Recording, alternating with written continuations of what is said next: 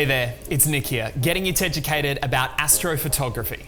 If you've ever aimed a camera at the night sky, you'll know that sometimes your photographs just can't compare to the awe-inspiring views that your eyes are witnessing. Thankfully, with some practice and the right equipment, you can capture images of the moon, stars, and planets that are truly out of this world. Here's what you need to know about shooting astrophotography.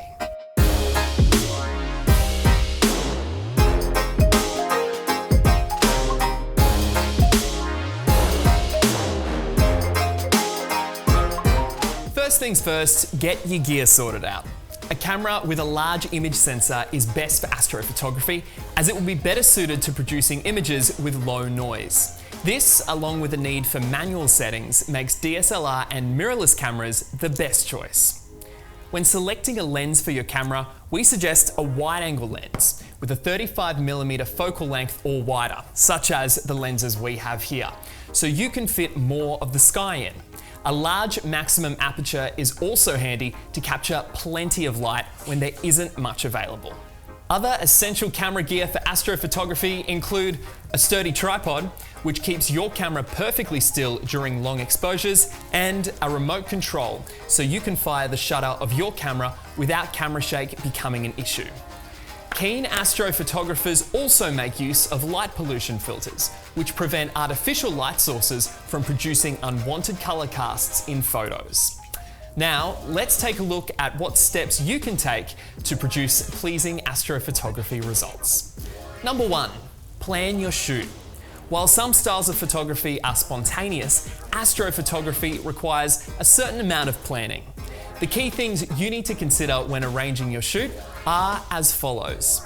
Find a clear day for your shoot, as too much cloud cover can spoil your view. Find a location to shoot from. Head out of the city if possible to avoid light pollution, and find an area with a good view of the sky and interesting foreground subjects. It's worthwhile taking a trip to your location during the day to find a suitable space to set up your gear. Composition is vital. Even if the sky is putting on a show, your images won't be as impactful if you don't take the time to produce balanced framing. Learn about the rule of thirds, leading lines, and more, and your viewers will be inspired to head outside to get a closer look at the sky themselves. Learn the 600 rule. Star trails are amazing, and they have their place in the astrophotography world. But if you want to avoid them in your photograph, there's a simple rule that can help. Take the focal length of your lens, divide 600 by that number, and you have the longest shutter speed that you can shoot with to avoid star trails. Use the following settings. While the exact settings will differ from shot to shot, here's a checklist of the best settings for astrophotography. Shoot in RAW. This is crucial if you need to edit your images. Use a fast aperture setting. You want to let in as much light as possible. Use a slow shutter speed. 20 to 30 seconds is a good starting point. Use a moderate to high ISO. Again, this will help deal with the dim light. Use manual focus. Autofocus can get confused in the dark, so take matters into your own hands. Perfect your image with editing.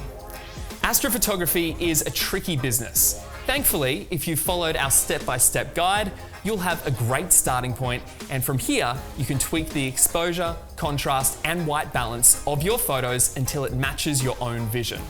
Now, get out there and give it a shot. Want to know more? Head to teds.com.au/blog or keep updated by subscribing to TEDS on YouTube or following TEDS on Instagram at TEDS_cameras for all the latest Teducation. You can also join Club TED to stay updated on the latest news and content, as well as be eligible for all Club TED only offers. Thanks for watching. We'll see you next time.